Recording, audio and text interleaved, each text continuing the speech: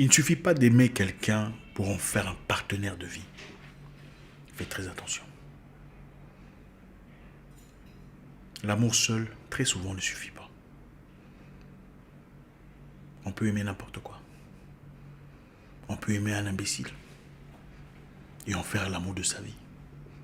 Parce qu'on a aimé son sourire, on a aimé son charme.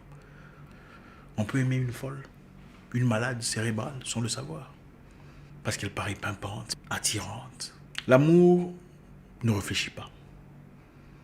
L'amour n'a pas de cerveau. Voilà pourquoi on dit l'amour n'a pas Dieu, n'est-ce pas? L'amour est aveugle. L'amour est aveugle. Avec tout le respect que j'ai pour ceux qui ont des difficultés de vision, comment pouvez-vous vous lancer dans une histoire aveugle? Ça ne semble pas très intelligent, n'est-ce pas? Aimer, c'est bien. C'est noble d'aimer les gens. Il faut aimer tout le monde. C'est très bien d'aimer les gens. Mais aimer ne suffit pas quand il s'agit d'un engagement sérieux pour le reste de sa vie. Beaucoup de personnes aujourd'hui souffrent parce que leur choix de vie, leur choix de partenaire a été basé sur l'amour seulement. L'amour est un grand trompeur. L'amour est très volatile. L'amour n'est pas permanent. Détrompez-vous. Regardez votre ex. Non, pas celui-là, le troisième. Qu'est-ce que vous en pensez aujourd'hui? À vomir, n'est-ce pas? Peut-être pas à vomir. Mais qu'est-ce que vous en pensez, honnêtement? L'amour n'est pas stable.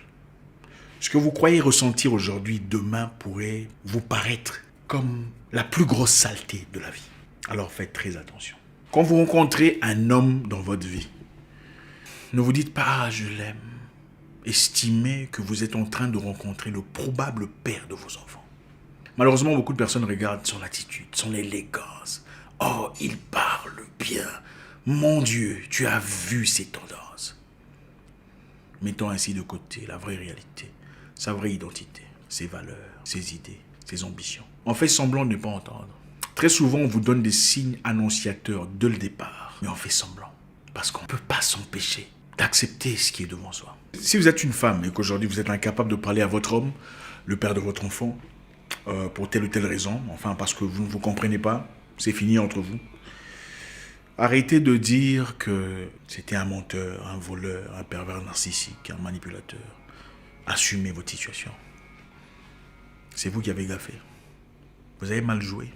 C'est très facile de dire, voilà, c'était lui, hein, de blâmer l'autre côté. Vous avez peut-être raison, il était peut-être un pervers narcissique, un menteur, un manipulateur, un trompeur, et tout ce que vous voulez. Mais assumez votre part. Posez-vous la question de savoir, comment est-ce que j'ai pu me faire avoir une fois de plus? Ça, c'est la question qu'il faut se poser. Et beaucoup de gens vous diront, ah, il y a des hommes qui jouent très bien leur jeu, d'accord. Mais il n'y a pas de crime parfait, ça n'existe pas. Sinon, la justice serait inutile. On laisse toujours des traces. Quand une personne vient vers vous avec des intentions, sa vraie identité le réclame quelque part, dans des très petites choses que très souvent nous choisissons. Vous, les femmes, généralement choisissez de ne pas prendre au sérieux. Il n'y a pas que les hommes qui sont fous. Il y a des femmes qui sont folles aussi. Des femmes pour lesquelles il faut porter une cuirasse de protection pour éviter un drame total et perpétuel dans sa vie. Aujourd'hui, je voudrais tirer attention. Vous avez des enfants ensemble et ça n'a pas marché entre vous. Quand vous choisissez quelqu'un dans la vie, on ne choisit pas une personne avec qui on passera le reste de sa vie. On choisit une personne avec laquelle, même si on se séparait, on pourrait, pour des raisons communes, communiquer, travailler pour garder la stabilité. Précisément celle des enfants, s'il y en a. On ne choisit pas une personne avec qui on passera le reste de sa vie. On choisit une personne qui, même si ça ne marche plus entre vous, on peut se dire bonjour, comment tu vas, comment ça se passe? Et je t'encourage, vas-y, fonce. C'est ça, la maturité. Malheureusement, aujourd'hui, on se focalise sur la beauté physique, le visage, hein, la tendance. Ah, il parle bien. Regardez, dans 3-4 jours, vous ne percevrez pas cette personne de la même façon, comme vous l'aviez perçue au départ. Après que vous soyez entré dans les toilettes après elle, ça ne sera pas la même façon. Ce qui est important, c'est que vous vous ressentez au-delà de tout ça, parce que ça viendra. Vous ne percevrez pas la personne de la même manière quand vous la voyez se réveiller le matin après qu'elle ait ronflé toute la nuit ou qu'elle ait la salive sèche ici autour de la bouche. Mais ce qu'il y a au-delà de tout ça, c'est le plus important. On n'épouse pas une personne pour son visage, pas pour son argent. L'argent vient et part. Le visage ne reste pas toujours le même. Regardez vos photos d'il y a 5 ans. Vous n'êtes plus la même personne. C'est vrai qu'il y a des gens qui bonifient avec le temps. Mais attendez, vous n'êtes plus la même personne. Tout le monde change. Le temps n'épargne personne. Sa situation sociale peut changer. On choisit une personne pour ses valeurs, ses idées profondes, son attitude, sa vraie identité. Malheureusement, aujourd'hui, c'est « Ah, il est beau. On va sortir ensemble. On va aller faire un tour. » Voilà pourquoi on fait des erreurs. Et après, quand vous êtes enceinte, on vous abandonne. « Ah, c'était un salaud. Il m'a manipulé. Il m'a sorti le grand jeu, tout le bazar. » Et après, il a disparu. Non, c'est vous. Désolé. Désolé de vous le dire. Je dois vous dire la vérité. Si je ne vous dis pas, j'aurais failli à ma mission. Je ne devrais pas être là pour vous dire ce que vous voulez entendre. Je dois vous dire l'autre côté de la vérité, qui est souvent désastreuse et pas géniale à goûter.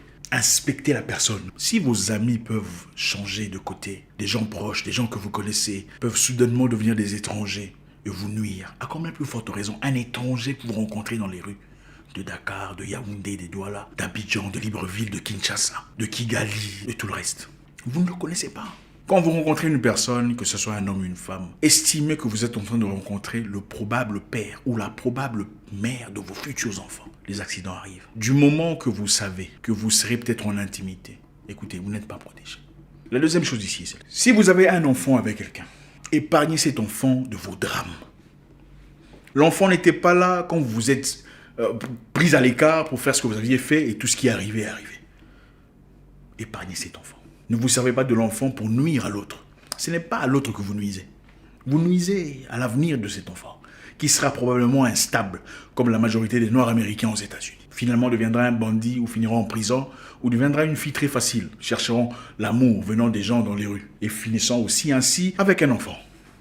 Épargnez vos enfants de vos problèmes personnels. Vos enfants n'étaient pas là. Chaque enfant a besoin de son père. Qu'il soit malade, qu'il soit fou, qu'il soit instable, du moment que c'est bien supervisé et qu'il n'y a pas de transfert de venin, chaque enfant a besoin de son père. On ne jette pas les conseils de son père seulement parce qu'il est ivrogne. On ne dit pas « papa va là-bas » parce que papa est ivrogne, il tombe dans les rues. Votre père pourrait être ivrogne, mais ce qui sort de sa bouche à votre égard reste la pure sagesse. Faites très attention. Accordez à vos enfants, surtout aux garçons si vous en avez, l'opportunité de passer du temps avec leur père. Oui, je sais, il y a des femmes ici qui assument tous les rôles à la fois. Elles sont très fortes. On vous salue d'ailleurs et on vous respecte. Vous êtes la maman, vous êtes le papa. C'est noble, avec tout le respect possible. S'il y a de la chance, de l'opportunité, de la capacité d'accorder un moment à cet enfant, de discuter avec son père ou d'échanger avec son papa, accordez-le lui. Parce qu'il n'y a rien de plus précieux. Accordez du temps à votre fille de discuter avec son père. Parce qu'à travers son père, elle apprendra comment être traitée par un homme. Et quand un homme vient dans sa vie et que le traitement qu'elle reçoit n'est pas adéquat, ne va pas de pair avec ce qu'elle a vu de chez son père, elle saura comment identifier les alarmes nécessaires. Votre garçon ainsi apprendra comment on traite les gens, comment le monde doit être vécu et ne se chargera pas de trouver un homme influent qui sera son étalon de mesure. Les garçons, généralement, quand papa est absent, cherchent le monsieur le plus fort du quartier, le monsieur le plus respecté, le monsieur le plus influent pour devenir leur talon de mesure. Si vous écoutez très attentivement ces jeunes garçons qui n'ont peut-être pas leur papa autour d'eux, vous les entendrez toujours parler d'un homme qu'ils respectent, un homme qu'ils aiment. Si vous avez l'opportunité d'accorder du temps à votre ex, même si c'est un malade, du moment que c'est supervisé, c'est très important. Séparez vos problèmes personnels des problèmes des enfants. Vos enfants ne sont pas votre punching bag. Ils ne sont pas des éléments sur lesquels il faut baser votre nuisance, votre méchanceté, vos ressentiments. Ce sont vos fautes à vous, il faut les assumer. C'était de votre faute quand vous êtes lancé trop vite. Oh, c'était un salaud, il m'a passé mon temps, il s'est servi de moi, il a abusé de moi. Non, tu ne le connaissais pas. Tu es allé trop vite dans tes sentiments. Si tu regardes en arrière, avec toute lucidité, tu remarqueras qu'il y avait des signes annonciateurs que tu as délibérément choisi de négliger. On ne peut pas faire semblant pour toujours. Ce n'est pas possible. De même pour une femme. Vous rencontrez une malade, posez-vous la question de savoir, qu'est-ce qui m'a attiré en réalité? Comment on a commencé? Quelles étaient les conversations à l'époque? Vous trouverez là-dedans, là-dessus, autour de cela, les vraies raisons pour lesquelles vous vous êtes attaché. Il n'y a pas que les hommes qui sont méchants, il y a des femmes malades aussi, qui rendent la vie compliquée, difficile à beaucoup d'hommes ici dehors. Faisons le bon choix. Il ne suffit pas d'aimer quelqu'un pour passer le reste de sa vie avec. Et on peut passer le reste de sa vie en souffrant. Attention. Pour passer une vie bien, il faut avoir une personne compatible. C'est-à-dire une personne qui vous comprend, une personne qui vous complète, une personne qui vous ajoute de choses que vous n'avez pas. Une personne qui perçoit les erreurs que vous ne percevez peut-être pas. Une personne qui corrige quelquefois ce que vous avez loupé. C'est une personne qui vient rajouter dans votre vie, pas seulement tirer. La beauté éphémère. Demain, l'odeur de la bouche ou de la toilette peut vous faire fuir. Mais ce n'est pas l'amour qui vous ramène. C'est plus que ça. Écoutez, les gens les plus moches de la vie sont très souvent mariés, hein. Très stables dans leur foyer. Aucun problème. Oui. Pourquoi? Parce que la beauté n'est pas ce qu'on voit toujours dans le visage ou ouvertement. La beauté est beaucoup plus profonde que ça. Je ne sais pas si ça vous est arrivé, certainement. Vous sortez avec une personne qui ne paraît pas tout à fait votre style de personne. Mais avec le temps, progressivement, vous commencez vraiment à l'aimer. Vous commencez vraiment à sentir, waouh, mais c'est génial cette personne. Pourquoi? Aucune personne n'est vilaine. Quand vous la connaissez, il n'y a plus de vilain. Ça n'existe pas. Le problème que les gens veulent, c'est qu'ils frappent à l'heure, immédiatement. Voilà pourquoi on ne filtre plus correctement ce qui doit être filtré. Écoutez, on ne se met pas avec quelqu'un pour aujourd'hui. On se met avec quelqu'un pour demain. C'est-à-dire, demain, si on se prend la tête sérieusement, est-ce qu'on peut communiquer? Si on se prend la tête sérieusement, est-ce qu'on peut être là pour essayer d'ajuster ou de trouver des solutions quand ça nous regarde nous deux? On se met avec quelqu'un qui, l'entente, surplombe sur l'ego. Parce qu'il y a des gens qui vous laisseront mourir par ego. C'est-à-dire, quelque chose de mal vous arrive, ils ne vous diront pas à cause de leur ego. Ça, ce n'est pas l'amour. L'amour, le sérieux, le mariage inclut aussi la maturité. Donc l'amour seul ne suffit pas. Il faut le caractère, les valeurs, quelqu'un avec qui on peut parler. Écoute, on n'est plus ensemble, mais il y a un emploi ici. On cherche quelqu'un qui a des qualifications. Pourquoi tu ne vas pas essayer? C'est ça, le véritable amour, qui est souvent associé à la maturité et les valeurs, que beaucoup de gens négligent malheureusement. Parce que les gens aiment ce qu'ils voient. Ah, il a une grosse voiture, tu as vu ça? Matérialisme. Les gens aiment pour l'argent. Il faut le dire. C'est l'argent, c'est l'image, la réputation. Il est connu. C'est pour ça qu'on aime. Il faut dire la vérité. Les gens n'aiment pas les valeurs. Les gens aiment ce qui brille. Est-ce qu'il va m'offrir un iPhone? Ah, lui aussi, qu'est-ce qu'il fait dans la vie? C'est ça le problème. Il ne suffit pas de ce qu'il fait dans la vie, ce n'est pas votre problème.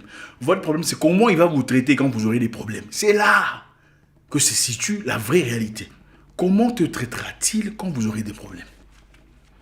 Pour connaître la vraie réalité, la vraie identité d'une personne, regardez comment il vous traite quand ça ne marche pas entre vous. Tout le monde peut vous traiter comme un roi ou comme une reine quand tout va bien. Même le serpent traite bien ses enfants. Vous voulez vraiment connaître quelqu'un, regardez comment il vous traite quand vous n'êtes pas en bonne communication. C'est là où il y a la vérité. Quand une personne ne fait pas pour vous ce qu'il fait régulièrement, seulement parce que vous avez un problème, ce n'est pas une bonne personne. Une personne bonne dans son âme, vous traite de la même manière, même si vous ne vous entendez pas. Il te dira, voilà l'argent que je te donne chaque semaine, je te le donne, même si on a des problèmes, prends ton argent. On trouvera certainement une solution. Celui qui est gentil avec toi, parce que vous êtes bien, et méchant quand ça ne va pas, ensuite redevient bien quand vous êtes bien, ce n'est pas quelqu'un de bien. Elle ne vous aime pas. Elle s'aime elle-même. Elle aime sa situation autour de vous. Ce n'est pas vous qu'elle aime. Faites très attention. Merci infiniment les amis. C'est toujours un réel plaisir de discuter avec vous. Faites-nous savoir si ça vous intéresse. On pourra faire précisément qu'est-ce qu'il faut regarder chez l'homme pour se protéger. Qu'est-ce qu'il faut identifier chez l'homme pour tirer les sonnettes d'alarme. On fera aussi peut-être une vidéo sur qu'est-ce qu'il faut regarder chez les femmes. Parce qu'il faut en parler. Là, on a parlé généralement. Si ça vous intéresse, faites-nous savoir sur les commentaires si vous voulez qu'on parle précisément sur les hommes ou qu'on parle précisément sur les femmes. Je vous souhaite une excellente soirée ou journée. J'espère vous parler encore très bientôt dans une nouvelle vidéo. Au revoir.